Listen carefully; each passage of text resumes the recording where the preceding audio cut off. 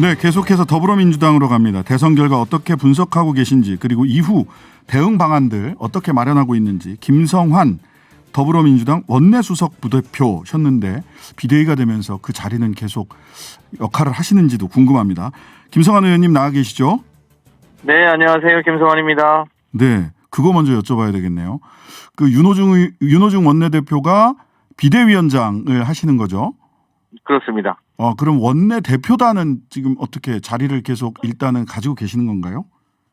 신임 원내대표를 3월 25일 날 선출하기로 되어 있습니다. 네네. 그러니까 3월 25일까지는 윤호중 원내대표가 비대위원장과 원내대표를 겸임하는 거죠. 그럼 우리 제 임기도 3월 25일까지. 5일까지.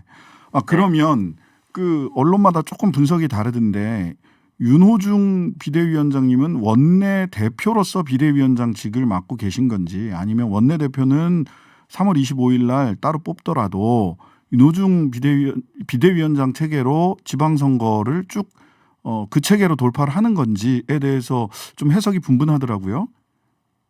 그러니까 비대위원장을 맡게 된 계기는 현 원내대표여서 비대위원장을 맡게 됐고요. 네네. 또 두 가지 일을 겸직할 수 없기 때문에 신임 원내대표를 뽑고, 네네. 현 윤호중 원내대표는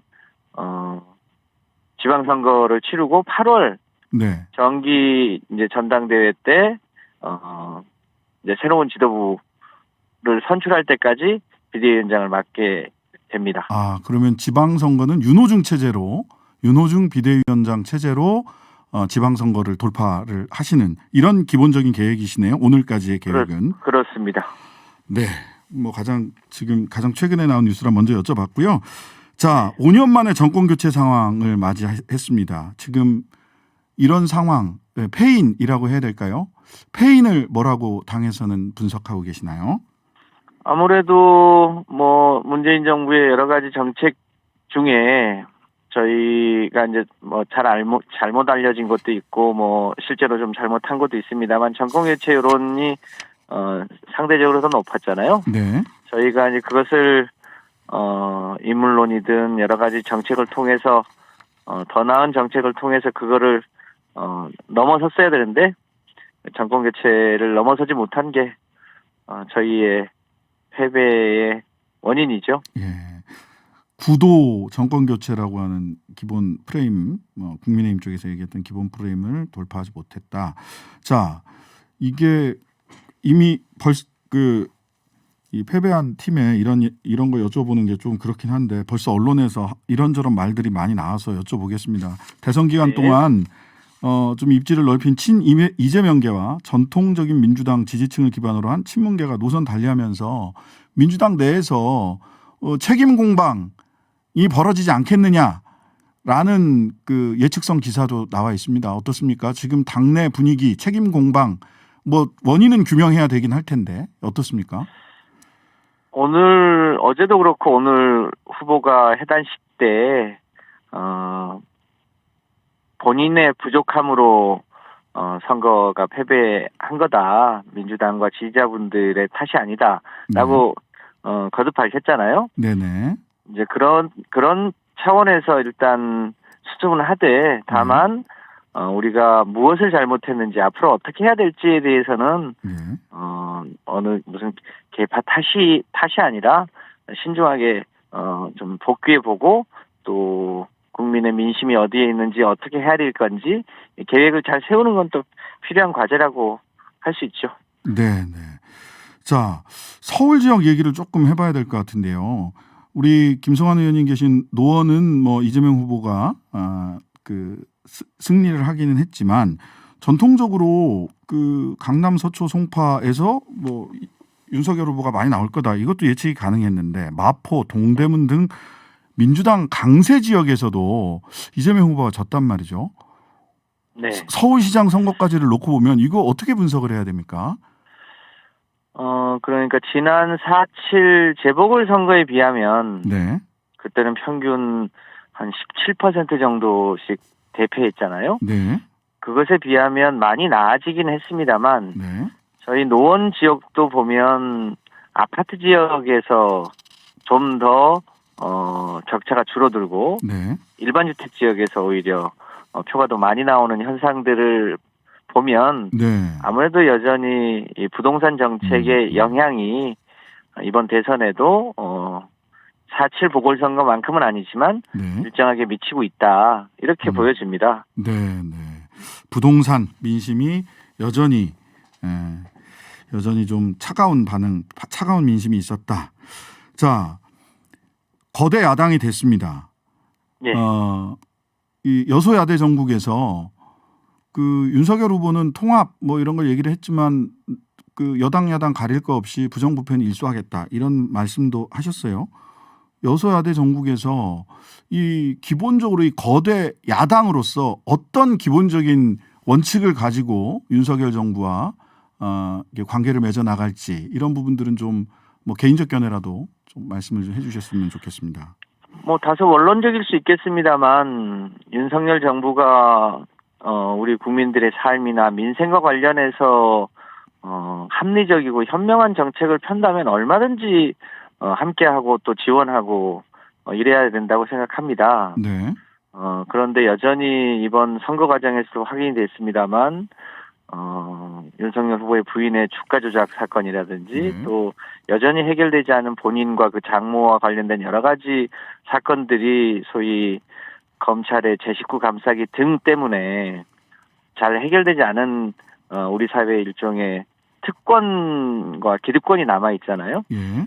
또 거기에 또 언론 개혁의 과제, 검찰 개혁의 과제 등등이 남아 있는데 그런 과제들은 또 한편으로는 책임감 있게 추진하고 민생 과제는 또 국민 입장에서 철저하게 해나가고 이런 기조를 가지고 나갈 예정입니다. 네, 언론 지형 기울어진 운동장이다라고 하면서 이 많은 분들이 지금 댓글로도 언론 지형이 언론한테 졌다 이렇게 평가를 하시는 분들도 계세요. 이 언론 지형 관련해서는 뭐 말씀 어떻게 평가하고 계십니까?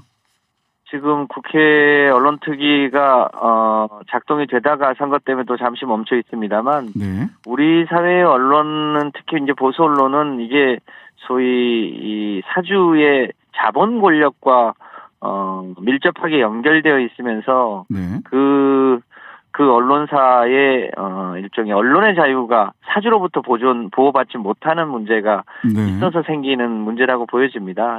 그런 면에서 이제 좀 더 구조적으로 법적으로 해결해야 될 부분은 해결하고 또 뭐 다른 뭐 인터넷 매체라든지 이런 문제도 좀 체계적으로 해결해서 적어도 객관적인 사실이 국민들한테 전달되는 게 왜곡되지는 않도록 더 노력을 해야 된다고 생각합니다. 네네. 자, 선거 기간 당론으로 정치교체 마지막에 정치교체, 정권교체가 아니라 정치교체 얘기하시면서 다당제를 고리로 한 정치개혁 법안도 내고 이렇게 하셨어요. 요거는 뭐 지방선거 전에 차근차근 추진이 되는 겁니까? 저희가 비록 당선은 되지 않았습니다만 후보와 민주당이 약속한 부분은 뭐 선거 끝나서 뭐 아니면 말고가 아니기 때문에 그 약속한 여러 가지 정책들 있지 않습니까? 뭐 TV 토론 과정에서 대장동 특검 하자는 것도 있었고. 네, 특검 합니까? 예, 당연히 저희로서야 이제 특검 추진을 해야죠. 네네. 그리고 지금 말씀하신 우리 대통령제 하에 소위 이 국민을 닮은 정치를 하기 위한 다당제도로의 개혁. 마찬가지로 적극적으로 추진할 예정입니다. 네, 민주당의 변화를 요구하는 목소리들이 많습니다. 민주당 변화의 방향 무엇이 돼야 할지 이런 지점을 국민들이 잘 지켜봐 달라라고 하는 말씀 좀 전해주시죠. 예. 일단 이제 그 책임 문제 때문에 오늘 지도부가 총 사퇴를 했지 않습니까? 여전히 우리 민주당이 국민들의 민심 속에 더 가까이 있지 못했다. 비록 그것이 0.7% 차이긴 했습니다만, 그래서 지금 더 낮은 자세로 더 겸손하게, 더 정의롭게 국민들의 민생을 보살피는 일과 또 우리 사회의 개혁 과제들을 챙기는 일, 이런 것을 더 잘하라고 하는 국민들의 채찍이라고 생각하고 열심히 할 예정입니다. 자, 당면에서 당장 서울시장 선거 굉장히 중요하게 다가오는데요. 지금 서울시장 선거 후보로 검토되는 분들이 좀 계신가요? 뭐 본인의 의사와 관계없이 지난번에 네네. 출마하셨던 박영선 전 장관이나 우상호 의원이 거론되고 있는데 이제 저희가 새롭게 비대위를 출범한 만큼 네.